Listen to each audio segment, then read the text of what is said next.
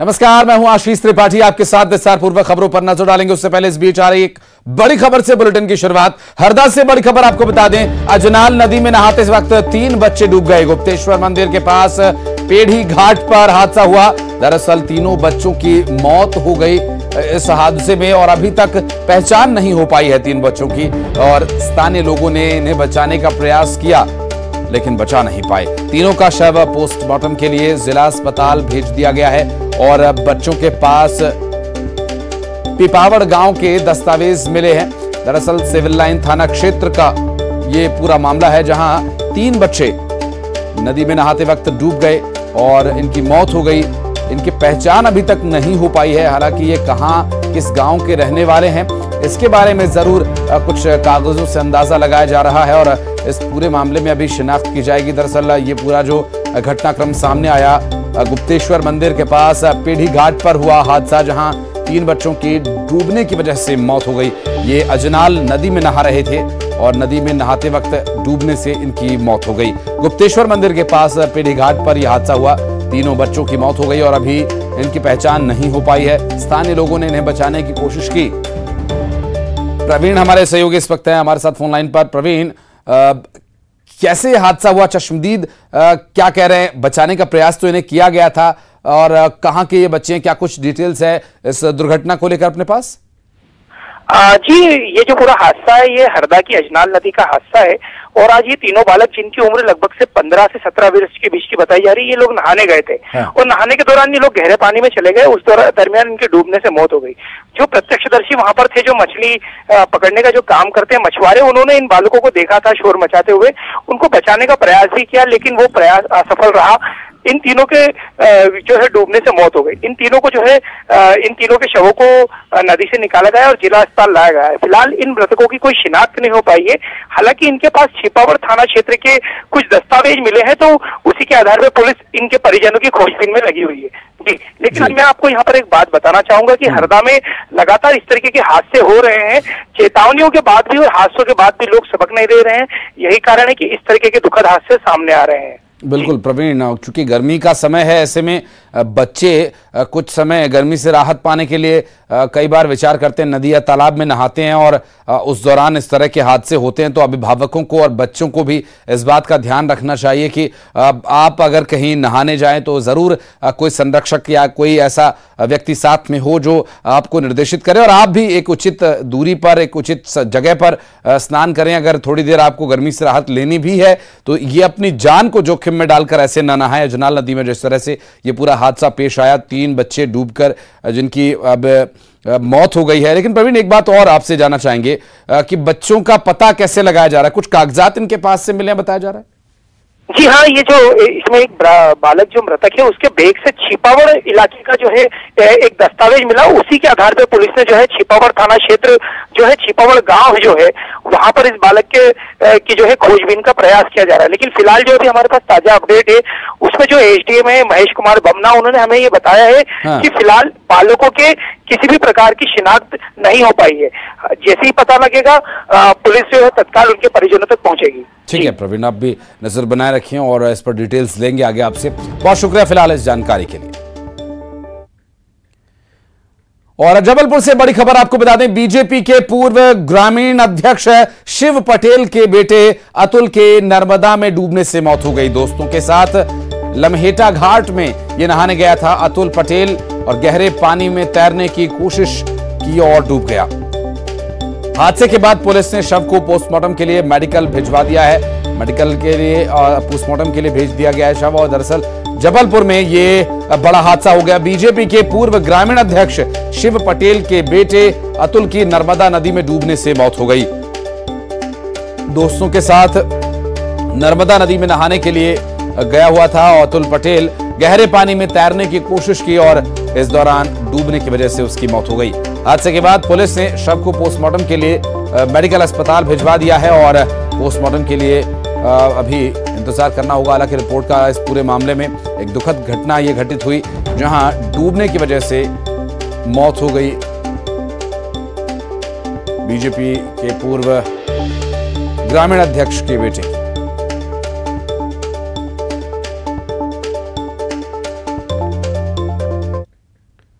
और भिंड से बड़ी खबर, हथियारों का जखीरा बरामद हुआ। दरअसल पुलिस ने 19 गैर लाइसेंसी हथियार यहां से जब्त किए हैं। 5 थाना पुलिस ने तस्करों पर कार्रवाई की।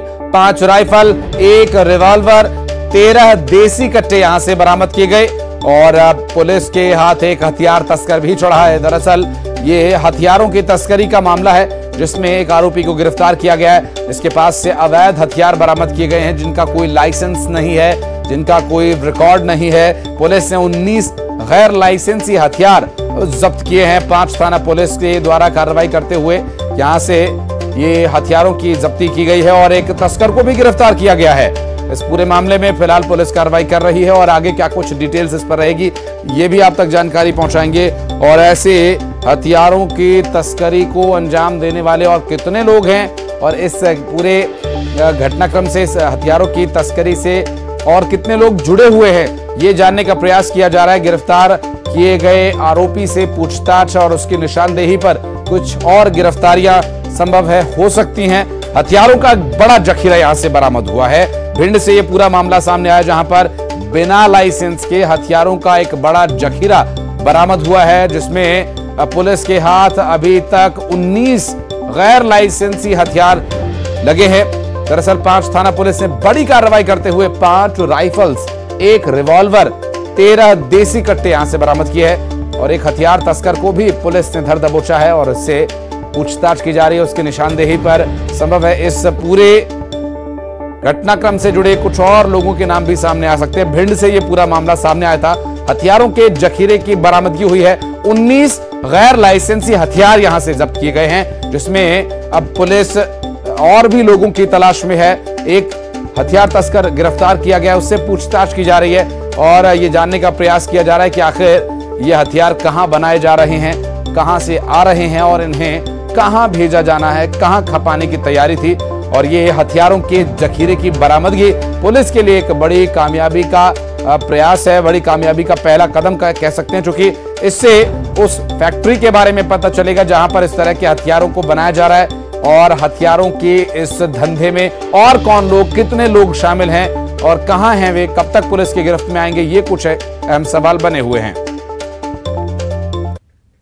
इसको अवैध हथियारों के विरुद्ध चलाई जा रही मुहिम में एक उल्लेखनीय सफलता मिली है जिसमें थाने की पुलिस और साइबर शाखा ने मिलकर कुल 3 आरोपियों को गिरफ्तार किया है जिनके पास से 5 राइफल, जिनमें 2 राइफल फैक्ट्री मेड है, कुल 19 हथियार पकड़ने में सफलता मिली है।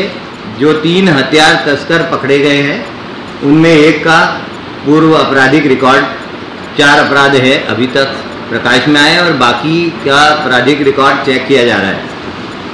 ये जो अपराधियों का गिरोह हथियारों के विक्रय का कार्य कर रहा था और इनके विरुद्ध अपराध पंजीबद्ध कर इनसे पूछताछ की। और भोपाल से बड़ी खबर, 2 पक्षों के विवाद में यहां तलवारें चल गईं। दरअसल सीहोर नाके पर 2 पक्षों में हथियारों से लड़ाई हुई। हमले में 4 लोग घायल हो गए।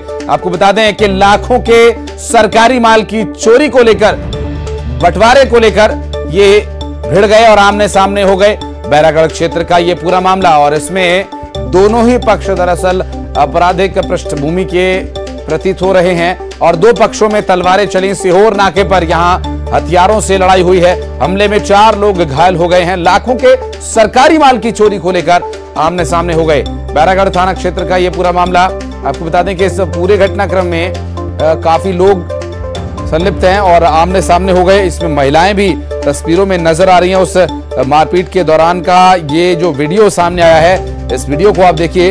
हथियार चले हैं और एक दूसरे को मारकर तलवारों से घायल कर दिया है और भोपाल से यह पूरा मामला सामने आया। सीहोर नाके पर 2 पक्षों में हथियारों से लड़ाई हुई है। इस हमले में 4 लोग घायल हुए हैं, कुछ महिलाएं भी इसमें शामिल हैं।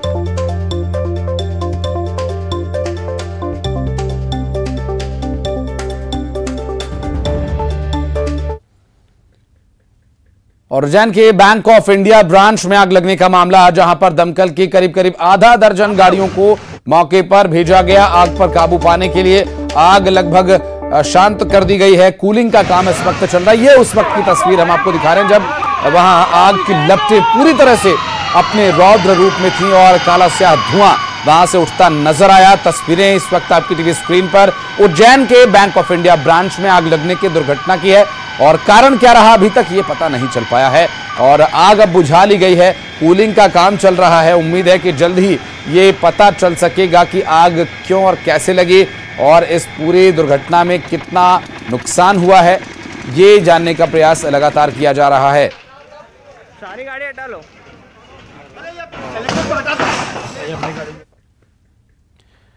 और कोरबा से बड़ी खबर आपको बता दें, तेज रफ्तार कार एक दफ्तर में जा घुसी। दरअसल बिजली के खंभे को टक्कर मारते हुए ये ऑफिस में घुस गई, दुर्घटनाग्रस्त हो गई। हादसे में कार के ड्राइवर को गंभीर रूप से चोट आई है और आपको बता दें ये हादसे का वीडियो सामने आया है। कटघोरा क्षेत्र की ये घटना बताई जा रही है जिसमें एक कार खंभे से टकराती हुई एक दफ्तर में जा घुसी और इसकी देखिए तस्वीरें किस तरह से ये दुर्घटना हुई। उस वक्त वहां पर लगे हुए एक सीसीटीवी कैमरे में ये रिकॉर्ड हुई तस्वीरें और हादसे का जो वीडियो है वो सामने आया। इस हादसे में जो ड्राइवर है उसको भी काफी चोट आई है। कोरबा से ये पूरा दुर्घटना का वीडियो सामने आया। तस्वीरें हम आपको दिखा रहे हैं। कटघोरा क्षेत्र की ये दुर्घटना बताई जा रही है। दरअसल एक बिजली के खंभे को टक्कर मारते हुए सामने एक दफ्तर में कार जा घुसी। तेज रफ्तार होने की वजह से संभवतः नियंत्रण इस पर नहीं रह पाया। तस्वीर आई सामने कोरबा से। और कोरबा से एक और बड़ी खबर तेज रफ्तार कार से ही जुड़ी। दरअसल बेकाबू होकर एक कार पेड़ से टकराई और एयरबैग खुलने से ड्राइवर की जान बच गई। सिविल लाइन थाना क्षेत्र की ये दुर्घटना बताई जा रही है और कोरबा में एक कार बेकाबू होकर पेड़ से टकरा गई। और कोरबा के कुसमुंडा खदान में गोली चलने से हड़कंप मच गया। दरअसल केबल चोरी करने पहुंचे चोरों पर सुरक्षा कर्मचारियों ने गोली चला दी। फायरिंग के बाद ग्रामीणों ने खदान में बंद किया काम। कुसमुंडा पुलिस पर पूरे मामले की जांच की जिम्मेदारी है। कुसमुंडा पुलिस इस मामले में जांच कर रही है।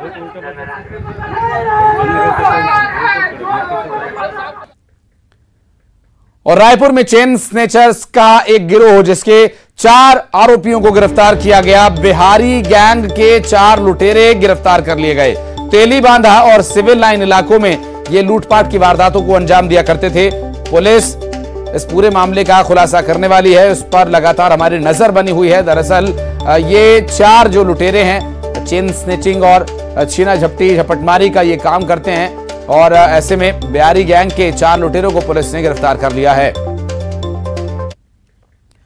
भोपाल से बड़ी खबर, प्रदेश सरकार आज किसानों को बड़ी सौगात देगी। कांग्रेस के कर्ज माफी के इंतजार में डिफॉल्ट होते हुए किसानों के ब्याज को माफ करेगी सरकार और आज से इसकी प्रक्रिया शुरू होगी। सीएम शिवराज सिंह चौहान ने बड़ा बयान दिया और कहा कि कांग्रेस ने झूठा वादा किया था।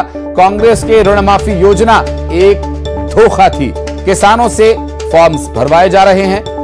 हम किसानों के साथ हैं। पीएम जनसेवा अभियान के तहत 4 दिन में 35,000 से ज्यादा शिविर लगे हैं। देश में किसानों को आज एक और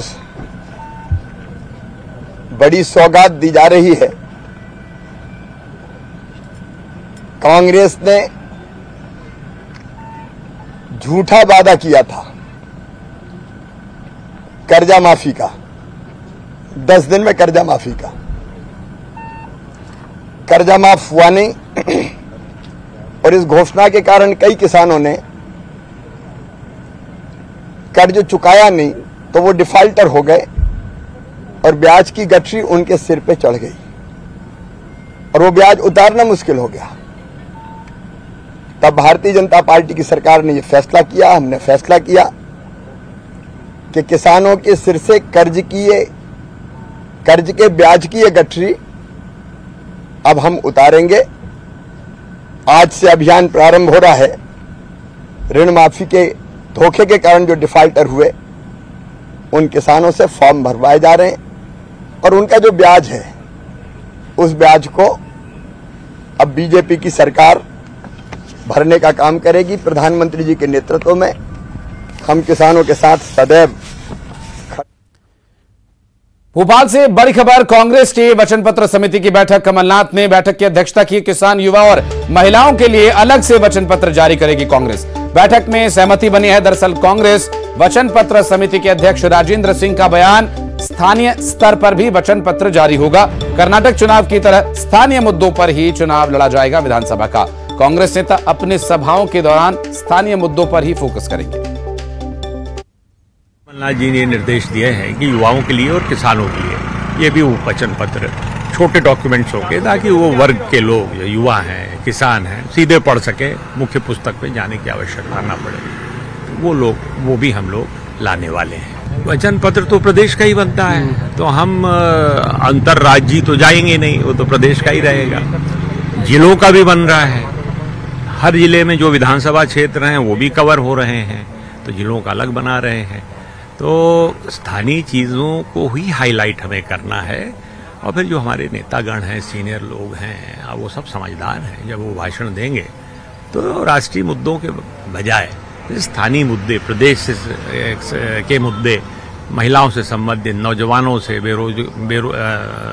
युवाओं से, और खासकर जो बेरोजगारी है।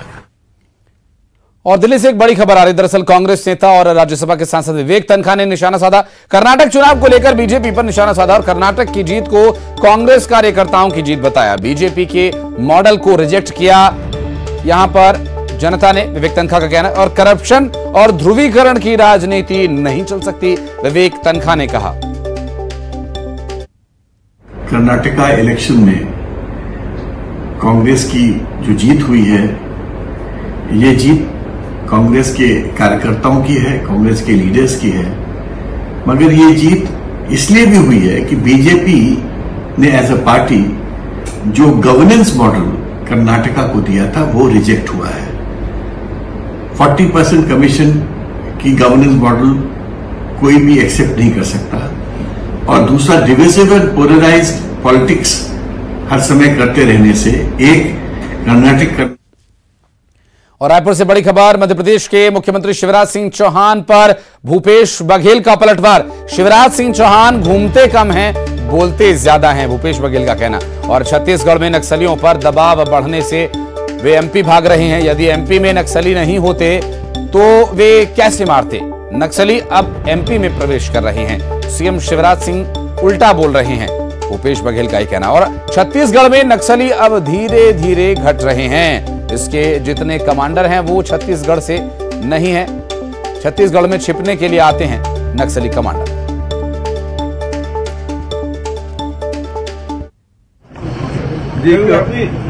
वो घूमते कम हैं, बोलते ज्यादा हैं। और ये जो नक्सलियों के जो दबाव पड़ा, हम लोग जो दबाव किए और इस कारण से इधर कान्हा की तरफ मूव किए हैं। और यदि वहाँ नहीं होते तो नक्सली की मारते कैसे थे? तभी तो हुआ ना। तो नक्सली अब प्रवेश कर रहे हैं, तो उल्टा बोल रहे हैं। दूसरी बात यह है कि ये बात सही है कि छत्तीसगढ़ में और आईपीएल में आज भी डबल हेडर मुकाबले खेले जाने हैं। दरअसल प्लेऑफ में जगह बनाने के लिए आईपीएल की टीम्स लगातार जद्दोजहद कर रही हैं और कौन सी टीम क्वालिफाई कर रही है, कौन सी नहीं, ये बहुत ही महत्वपूर्ण रखता है। गुजरात, लखनऊ, चेन्नई सुपर किंग्स जैसी टीम्स अपनी दावेदारी प्रस्तुत कर रही हैं, तो वहीं दिल्ली और केकेआर, राजस्थान रॉयल्स जैसी टीम्स या जद्दोजहद कर रही हैं। सनराइजर्स हैदराबाद जैसी टीम जद्दोजहद कर रही है। कौन जीतेगा प्लेऑफ का मुकाबला देखना होगा अहम। और आज आईपीएल में राजस्थान रॉयल्स और आरसीबी के बीच मुकाबला है, यानी राजस्थान रॉयल्स और रॉयल चैलेंजर्स बेंगलुरु के बीच आज सीधी टक्कर होगी। जयपुर के सवाई मानसिंह स्टेडियम पर दोनों टीम्स भिड़ेंगी।